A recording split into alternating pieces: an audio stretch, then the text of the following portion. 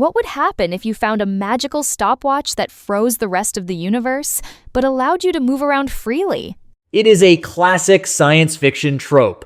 You find a magical stopwatch, click the button, and the rest of the universe freezes in place. Finally, you have the time to catch up on sleep, read every book in the library, or casually empty a bank vault while the guards are stuck mid-blink. It sounds like a great deal. Unfortunately, it is actually a terrible idea.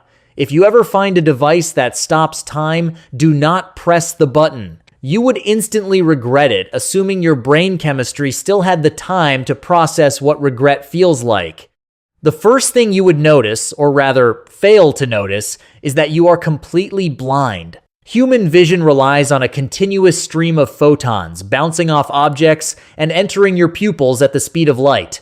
If time stops, those photons stop moving. They hang, suspended in the air, completely frozen in transit. Because light is no longer streaming into your eyes, the world instantly plunges into a darkness deeper than the bottom of a cave. You might try to gasp in surprise, which would introduce your second problem. You cannot breathe. Atmospheric pressure is simply the collective mechanical force of trillions of air molecules bouncing off you and rushing into your lungs when your diaphragm expands. With time stopped, those nitrogen and oxygen molecules are locked in place. They have zero kinetic energy. You are suddenly sitting in a true vacuum, completely unable to draw breath. Furthermore, because temperature is fundamentally just a measurement of the average kinetic energy of particles, an environment where particles have zero movement is, by definition, at absolute zero. You are now blind, suffocating, and plunged into the coldest possible environment in the universe. Let us assume you are an exceptionally stubborn person. Instead of accepting your fate as a frozen, asphyxiating statue, you decide to blindly stumble forward to find the stopwatch you just dropped. Normally, when you walk across a room, air molecules easily flow out of your way. But flowing is a process that requires time. At room temperature, air molecules zip around at roughly 500 meters per second. When time stops, they become perfectly static. Moving your leg forward to take a step would require you to force stationary atoms out of the way in exactly 0 seconds. From the perspective of the air, your leg is accelerating at an infinite rate. The atmosphere would behave less like a gas and more like a perfectly rigid, unyielding block of concrete.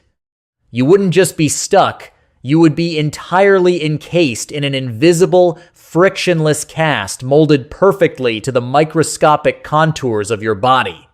But let us grant you a magical, indestructible suit that allows you to miraculously force your way through this solid atmosphere, alongside a life support system that keeps you breathing.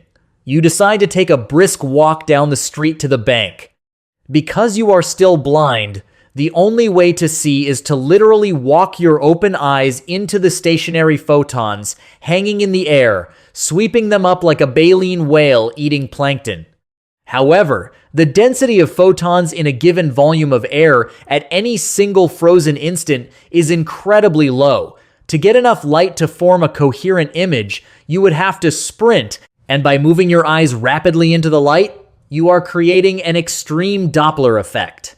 From your perspective, you are ramming into the electromagnetic spectrum, blue shifting the visible light into ultraviolet radiation, or X-rays. You wouldn't just see the neighborhood, you would effectively be sticking your retinas into a medical CT scanner. And then there is the problem of the air.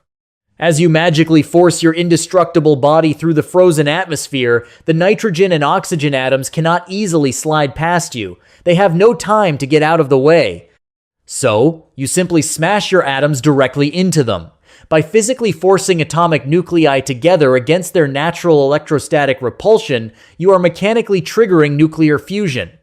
Every time you swing your arm, take a step, or even twitch, you fuse the air around you, generating a violent burst of gamma radiation and scattered subatomic particles. You are essentially turning your body into a walking thermonuclear reactor. Fusing a single cubic meter of air, roughly the volume you displace by walking a few paces, would release enough energy to rival a small strategic nuclear weapon. But here is the strangest part. Because time is stopped, this energy has nowhere to go. The expanding shell of incandescent plasma created by your fusion cannot actually expand. The thermal radiation cannot radiate. It just sits there. As you walk down the street to the bank, you leave behind a perfectly stationary, glowing trail of thermonuclear fireballs, shaped exactly like your body, suspended in the absolute zero void. It would look like a macabre, million-degree stop-motion animation of your entire journey. Eventually, having realized that you are highly radioactive and unable to find the bank vault in the pitch black, you give up and press the stopwatch to restart time.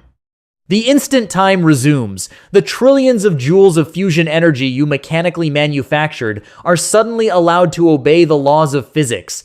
The glowing ghost trail of your entire walk detonates simultaneously.